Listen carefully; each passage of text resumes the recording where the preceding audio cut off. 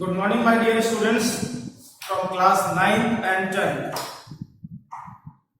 जैसा कि आप सभी जानते हैं, फिलहाल जो हमारा टॉपिक चल रहा है क्लास 9th में जो चैप्टर हमने शुरू किया that is working of institutions, और 10th में हम पढ़ रहे हैं सेंट्रल गवर्नमेंट। इसी का एक इंट्रोडक्शन मेरे लास्ट वीडियो में आपको मिला होगा। मैं आपको पहले भी बता चुका हूं कि इन दोनों ही चैप्टर्स के, चाहे वो 9th का हो या 10th का हो, जो टॉपिक्स हैं वो बिल्कुल सिमिलर हैं, बिल्कुल कॉमन टॉपिक्स हैं। इस चैप्टर में हम देखने जा रहे हैं वर्किंग ऑफ इंस्टीट्यूशन के तौर पे जो हमारे देश में केंद्र सरकार चलती है डेमोक्रेटिक वे में, वो किस तरीके से उसकी वर्किंग होती है, या जैसा कि मैंने अपने पिछले वीडियो में भी आपको 3 basic organs of administrative body समझाने का प्रयास किया था, जहां हमने देखा था legislature, executive and independent judiciary. आप में से जिन्होंने भी मेरा पहला वीडियो नहीं देखा हो, मैं रिक्वेस्ट करूंगा कि प्लीज सबसे पहले आप उस वीडियो को ढंग से देखें, समझें, और वहां पे जो डायग्राम या चार्ट मैंने बोर्ड पे डिस्प्ले किया था, बनाया था, वो जरूर आप अपनी नोटबुक में बनवा लें। फर्दर अब आगे आते हैं हम आज के टॉपिक पे। जैसा कि मैं आपको पहले भी बता चुका था कि सबसे पहले हम टॉपिक वाइज 1 बाय 1 एक स्टेप आगे बढ़ेंगे, और उसी श्रेणी में अगर मैं बात करूं तो आज का हमारा टॉपिक है पार्लियामेंट। जैसा कि हम जानते ही हैं, पार्लियामेंट की अगर मैं बात करूं तो we have 2 houses in parliament. The first one is Lok Sabha, जिसे हम लोअर हाउस कहते हैं, हाउस ऑफ कॉमन्स भी कहा जाता है जिसे, और हिंदी में जिसे हम लोकसभा के नाम से जानते हैं। तो पार्लियामेंट के तौर पे आज जो हमारा पहला जो टॉपिक रहेगा, या आज का जो वीडियो है मेरा, वो फोकस रहेगा कि पार्लियामेंट में लोकसभा क्या होती है, इसका फॉर्मेशन कैसे होता है, ये ऑर्गेनाइजेशन किस तरीके से बनती है। तो चलिए शुरू करते हैं फॉर्मेशन और you can say organisation of the Lok Sabha. First of all हम देखेंगे फॉर्मेशन की अगर मैं बात करता हूं। अच्छा, एक चीज और, ये टॉपिक जो मैं आपको आज वीडियो के माध्यम से बताने जा रहा हूं, इससे रिलेटेड टेक्स्ट मटेरियल वो भी आपको इस वीडियो के नीचे स्क्रीन पे आपको नजर आ रहा होगा। तो जब भी आपसे लोकसभा या अपना पार्लियामेंट के जिसको हम कहते हैं कि लोअर हाउस की अगर हम बात करेंगे, इससे रिलेटेड नोट्स जो आपको बनाने हैं वो एग्जैक्टली आप ये आप यहाँ से पिक कर सकते हैं। तो आपको अलग से अपना बहुत ज्यादा दिमाग लगाने की भी आवश्यकता नहीं है, या मेहनत एक्स्ट्रा करने की जरूरत नहीं है। जितना कुछ यहाँ पे मैंने आपको इस वीडियो के माध्यम से टेक्स्ट लिख के दिया है, that is sufficient as per your syllabus. चलिए, तो सबसे पहले बात करेंगे हम लोकसभा में नंबर ऑफ मेंबर्स की। देखिए, शुरुआत में जब आजादी मिली हमें और लोकसभा का गठन किया गया, तो वहां पे इनिशियली ये माना गया था कि हमारे इंडिया, थ्रू आउट इंडिया से टोटल नंबर ऑफ जो मेंबर ऑफ पार्लियामेंट होंगे वो 500 होंगे। लेकिन वक्त के साथ साथ जिस तरीके से रीऑर्गेनाइजेशन होता रहा अलग अलग स्टेट्स का, यूनियन टेरिटरीज का, जो कि वर्तमान में अभी भी जारी है, तो 1987 में जब गोवा, दमन और दीव को भी रीऑर्गेनाइज कर दिया गया, गोवा को एक स्टेट का दर्जा दे दिया गया, तो 1987 के बाद से जो एक बेसिक स्ट्रक्चरल चेंजेस आए number of members of parliament में, जो अभी तक वर्तमान में भी लागू है, तो वो जो फिगर निकल के आता है दैट इज 552। हमारी लोकसभा में मैक्सिमम नंबर ऑफ मेंबर्स हो सकते हैं 552। अब इसका भी बाइफर्केशन कर लेते हैं कि ये कैसे कैसे होते हैं। तो इसमें समझिएगा 530 जो मेंबर्स होते हैं वो तो पूरे हिंदुस्तान की अलग अलग कंस्टिट्यूंसी से अलग अलग सीट पे चुनाव जीत के आते हैं। 530 का जो फिगर है, ये वो फिगर है जो देश भर की अलग अलग कंस्टिट्यूंसी से लोकसभा चुनाव में जो सांसद हैं, हमारे मेंबर ऑफ पार्लियामेंट है, वो अलग अलग कंस्टिट्यूंसी चुनाव जीत के आते हैं। 20 मेंबर्स जो होते हैं वो निकल के आते हैं हमारे पास, कहां से? वो होते हैं हमारी यूनियन टेरिटरीज से। अर्थात यूनियन टेरिटरीज जो हमारे यहाँ पर है, उनकी अलग अलग कंस्टिट्यूंसी से 20 मेंबर ऑफ पार्लियामेंट के तौर पर निकल के आते हैं। और जो 2 सीट्स 552 का फिगर बताया ना मैंने आपको, तो जो इनिशियली जो 2 सीट्स जो है, 552 में 530 तो हो गई आपकी कौन सी? हिंदुस्तान भर की कंस्टिट्यूंसी से अलग अलग स्टेट से आ रहे हैं, 20 यूनियन टेरिटरीज से आ गए, 2 एंग्लो इंडियन के लिए रिजर्व सीट रहती है। हाउएवर ये कंपल्सरी नहीं है कि एंग्लो इंडियन सांसद के तौर पे हर बार चुने ही जाए, परंतु 2 सीट्स उनके लिए रिजर्व रहती हैं और उनमें जो लोग चुन के आएंगे उनको चुनने का अधिकार भी सीधे तौर पे प्रेसिडेंट के पास होता है। ठीक है, वो आम चुनाव के माध्यम से नहीं आते। अब बात करते हैं हम इलेक्शंस की। अब इलेक्शंस की अगर हम बात करेंगे तो इलेक्शंस किस तरीके से होंगे, अभी तक आपने पढ़ा है, समझा है। हमारे यहाँ पे यूनिवर्सल एडल्ट फ्रेंचाइजी का सिस्टम है, जहां पे 18 वर्ष से अधिक आयु का कोई भी पर्सन हो, चाहे वो महिला हो, पुरुष है, वो किसी भी जाति धर्म संप्रदाय से बिलोंग करता हो, उसका इकोनॉमिक बैकग्राउंड चाहे जो भी हो, लेकिन वो इस बात के लिए एलिजिबल हो जाता है कि ही कैन वोट। तो इस तरीके से हम पाते हैं कि यूनिवर्सल एडल्ट फ्रेंचाइजी के माध्यम से हमारे यहाँ पे इलेक्शन कमीशन जो चुनाव कराता है, उसमें जो भी वोटर लिस्ट में जिनके नाम आ चुके हैं या जो वोटर हैं हिंदुस्तान के, वो वोट करते हैं अपनी अपनी कॉन्स्टिट्यूंसीज में अपने अपने सांसद को जिताने के लिए। और जिस भी सांसद को, जिस भी मेंबर ऑफ पार्लियामेंट को ज्यादा वोट मिलते हैं, ऑब्वियसली वो जीत जाता है एंड देन उसके बाद वो मेंबर ऑफ पार्लियामेंट का जो पोजीशन है वो अप्लाई कर जाता है या एप्लीकेबल हो जाता है उस पोजीशन के लिए। सॉरी, आगे देखेंगे हम क्वालिफिकेशन ऑफ मेंबर्स। तो वो कौन होंगे जो लोकसभा का चुनाव लड़ पाएंगे या जिनके पास ये अधिकार होगा कि वो चुनाव लड़ सकते हैं, या यूं समझ लीजिए कि लोकसभा का मेंबर बनने के लिए मिनिमम क्वालिफिकेशन क्या चाहिए होती है। इस सवाल का जवाब भी लेते हैं हम।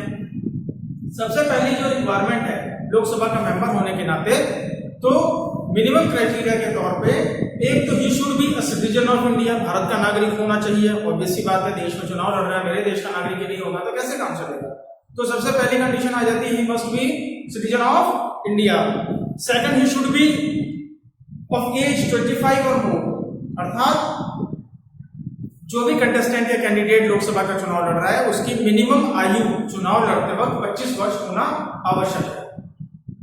थर्ड कंडीशन आ जाती है, he should not hold an office of profit under the Indian government और एनी स्टेट गवर्नमेंट, अर्थात कि वो किसी भी सरकारी पद पे नहीं होना चाहिए, चाहे वो केंद्र सरकार की जॉब हो, चाहे वो स्टेट गवर्नमेंट की जॉब हो, किसी भी गवर्नमेंट पोस्ट पे वो नहीं होना चाहिए। तो तीसरी रिक्वायरमेंट भी हमने यहाँ पे देख ली है। Now fourth, he should not be declared as mentally unfit or disabled, कि वो मानसिक रूप से भी स्वस्थ होना चाहिए। ठीक है, दिमागी तौर पे उसका स्वस्थ होना भी बहुत जरूरी होता है। और साथ ही साथ वो बैंकरप्ट नहीं होना चाहिए, अर्थात वो दिवालिया घोषित नहीं होना चाहिए। मतलब ऐसा नहीं कि उसने कहीं कि किसी बिजनेस में था या जॉब में था और वहां पे उसने चालाकी कर लिया, करप्शन के केस की वजह से वो बैंकरप्ट हो गया। तो अगर इस तरह की कोई सिचुएशन है तो ऐसे लोगों को भी चुनाव आयोग चुनाव लड़ने की अनुमति नहीं देता है। सिंपली 4 पॉइंट है, citizen of India, minimum age 25 years, mentally disable नहीं होना चाहिए अर्थात मेंटली फिट होना चाहिए एंड बैंकरप्ट नहीं होना चाहिए, प्लस किसी भी ऑफिस ऑफ प्रॉफिट पे या गवर्नमेंट जॉब में नहीं होना चाहिए। तो ये हमने देखा कि minimum qualification of membership for Lok Sabha elections क्या था। अब अगला पॉइंट आ जाता है हमारा यहाँ पे टेन्योर या टर्म, कि कोई भी मेंबर ऑफ पार्लियामेंट कितने समय के लिए उसको मेंबरशिप मिल जाएगी अगर वो चुनाव जीतता है। तो ध्यान रखिएगा, हमारे लोकसभा में जो चुनाव का जो एक प्रक्रिया होती है, सिस्टम होता है, तो लोकसभा में जब बंदा या कोई भी पर्सन चुनाव जीत के जाता है तो मैक्सिमम 5 इयर्स के लिए वो अपनी सीट को, अपनी पोजीशन को सिक्योर करता है। मैक्सिमम 5 इयर्स के लिए, क्योंकि हर 5 साल के बाद दोबारा से चुनाव होते हैं और अगर उस पर्सन ने अच्छा काम किया होगा तो ऑब्वियसली उसे लोग पसंद करेंगे, दोबारा से वोट करेंगे, उसको दोबारा मौका दिया जाएगा। लेकिन एक बार चुनने के बाद उसे दोबारा से इलेक्शन फेस करना ही होगा। हर 5 साल में इलेक्शंस होते हैं हमारे यहाँ पे। रेयर केस में अगर कभी सरकार पूरी बहुमत से नहीं आती है तो मध्यावधि चुनाव भी होते हैं, but that is different and rare case. But still normal case में कोई भी एक सांसद या member of parliament maximum 5 years के लिए अपनी पोजीशन का लुत्फ उठा सकता है या अपनी पोजीशन पे रह सकता है। Now next is meeting. Meeting की बात अगर हम करते हैं तो the term meeting of the Lok Sabha and Rajya Sabha are called and postponed only by the president and the rule regarding this arrangement is only that The interval between two respective meetings of Lok Sabha should not be more than 6 months. अब यहाँ पे हमने क्या समझा meeting के दौरान, लोकसभा में आपने देखा होगा टेलीविजन के माध्यम से कि अलग अलग वक्त में आपने देखा लोकसभा में प्रधानमंत्री बैठे हुए, विपक्ष के लोग बैठे हुए, बड़ा सा हॉल होता है, उसकी इमेजेस भी मैंने आपको डाली थी मेरे फर्स्ट वीडियो में कि लोकसभा अंदर से कैसी होती है, कैसी दिखती है। और आपने भी देखा होगा जहाँ पे सामने बड़ी थोड़ी हाइट के ऊपर स्टेज सा बना हुआ होता है जिसके ऊपर आपके स्पीकर बैठते हैं। वर्तमान में कौन है आपके स्पीकर? मिस्टर ओम बिरला, जो हमारे यहाँ से सांसद है, ठीक है। तो इनकी ये स्पीकर की भूमिका निभा रहे होते हैं। नीचे लोकसभा में बहुत सारे लोग बैठे होते हैं, प्रश्नकाल चल रहा होता है, देश के हित में अलग अलग बिंदुओं पे वहाँ चर्चाएं होती है, डिस्कशंस होते हैं, डिस्कशन फॉरम बैठाया जाता है पूरा। तो जो इनकी मीटिंग का जो एक रूल है वो ये है कि प्रेसिडेंट के आदेश पे लोकसभा की मीटिंग करवाई जाती है। साल में मिनिमम 2 बार ये मीटिंग होना, मिनिमम 2 बार होना जरूरी होता है। और एक मीटिंग से दूसरी मीटिंग के दौरान का जो बीच का गैप होता है वो 6 महीने से ज्यादा नहीं होना चाहिए। ये भी एक फिक्स्ड कंडीशन होती है, ठीक है। हावेवर मीटिंग्स तो ज्यादा होती हैं आमतौर पर, जैसे बजट सत्र आ जाता है, फिर मानसून सत्र आ जाता है, ये जून जुलाई में होता है वो, ठीक है। शीतकालीन सत्र होता है। तो इस तरीके से अमूमन 3 से 4 बार तो मिनिमम हो ही जाती है। बट एज पर रूल आपको पता होना चाहिए कि हर 6 महीने में कम से कम एक मीटिंग का लोकसभा में होना आवश्यक होता है, एक सत्र का चलना आवश्यक होता है। अब बात करेंगे हम ऑफिसर्स ऑफ द लोकसभा कि लोकसभा के मेन लीडिंग ऑफिसर्स कौन होते हैं। तो यहाँ पे मेन लीडिंग ऑफिसर्स के तौर पे 2 लोग लोकसभा में होते हैं, पहला स्पीकर और दूसरा डेप्यूटी स्पीकर। मेन इनका काम जो होता है वो मॉनिटरिंग ऑफ लोकसभा कि वहां की जो कार्रवाई है वो सुचारू रूप से चलती रहे, सही तरीके से चलती रहे, वक्त वक्त पे मीटिंग्स होती रहे, अलग अलग क्वेश्चन आवर्स के माध्यम से आम जनता की समस्याओं को वहां पे रखा जा सके, उनके ऊपर लॉज बनाए जा सके। क्योंकि एंड ऑफ द डे किसी भी पार्लियामेंट का, चाहे लोकसभा हो राज्यसभा हो, एंड ऑफ द डे उनका एक ही पर्पस होता है, to make laws in favour of the citizens, ठीक है। तो ये जो 2 पद होते हैं, स्पीकर एंड डेप्यूटी स्पीकर, तो डेप्यूटी स्पीकर का वैसे कोई खास रोल नहीं होता है, बस उनका डेप्यूटी स्पीकर का रोल तब आता है जब स्पीकर किसी वजह से छुट्टी पे हो, बीमार हो, आकस्मिक उनकी मृत्यु हो गई हो या कहीं विदेशी भ्रमण पे गए हो। तो in case the speaker is not available, then speaker की जो जितनी भी रिस्पॉन्सिबिलिटीज होती हैं वो बाय डिफॉल्ट डेप्यूटी स्पीकर को मिल जाती है। चलिए, अब क्योंकि यहाँ पे स्पीकर का जिक्र आ गया तो 2-4 चीजें स्पीकर के बारे में भी समझ लेते हैं। पहला तो ये कि जो लोकसभा में जो स्पीकर होते हैं वो उनका चुनाव कैसे होता है, वो कैसे स्पीकर बन जाते हैं। तो देखिए, जो लोकसभा के टोटल नंबर ऑफ मेंबर्स होते हैं उन्हीं में से वोटिंग के थ्रू, जिसमें जो वोट करने का अधिकार होता है वो सिर्फ लोकसभा मेंबर्स के पास ही होता है, वो अपने में से ही किसी को स्पीकर और डेप्यूटी स्पीकर के लिए चुनते हैं। जिसको ज्यादा वोट मिल जाता है वो स्पीकर बन जाता है और जो सेकंड पोजीशन पर रहता है वो डेप्यूटी स्पीकर हो जाता है। दूसरा ये कि इन्हें अपने पद से ऐसे ही आप हटा नहीं सकते। आपको कम से कम अगर लोकसभा में लगता है कि जो स्पीकर है वो काबिल नहीं है या किसी वजह से उसे अपने पद से हटाना पड़ेगा, तो इस केस में उन्हें 14 दिन का नोटिस देना होता है स्पीकर को, और देन फिर अगेन उनके खिलाफ वोटिंग होती है। और अगर वोटिंग में जो बहुमत है वो उनके निगेटिव में जाता है स्पीकर के या डेप्यूटी स्पीकर के, तो इस केस में उन्हें हटा दिया जा सकता है और उनकी जगह नए स्पीकर के लिए फिर वोटिंग करवा ली जाती है।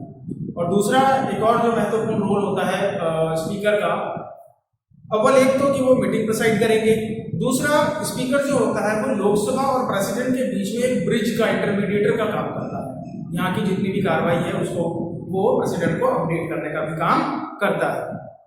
साथ ही साथ जो भी एज पर रूल्स होते हैं पार्लियामेंट के, उन्हें अपनी सैलरीज एंड वेजेस भी सेंट्रल गवर्नमेंट से इशू होती है। अब क्योंकि यहाँ स्पीकर की बात कर रहे हैं तो इनकी थोड़ी सी पावर और फंक्शंस भी देख लेते हैं हम।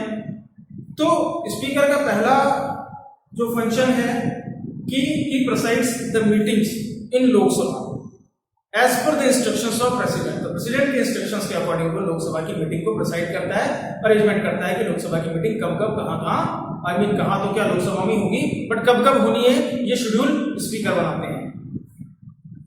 इसके अलावा जो भी एंटायर प्रोग्राम है प्रोसीडिंग का लोकसभा से संबंधित, तो जो भी लीडर ऑफ द हाउस होगा, leader of the house in the sense कौन, लीडर ऑफ द हाउस कहलाते हैं प्रधानमंत्री। तो प्रधानमंत्री क्योंकि लीडर ऑफ द हाउस है, तो अगर प्रधानमंत्री चाहते हैं कि विशेष परिस्थितियों में लोकसभा का सत्र बुलाने की आवश्यकता है, तो इस तरह की सिचुएशन में भी स्पीकर लोकसभा का सत्र बुला सकता है और जिस भी मुद्दे पर उन्हें बात करनी है या डिबेट करनी है तो वो उसका अरेंजमेंट करवा देता है।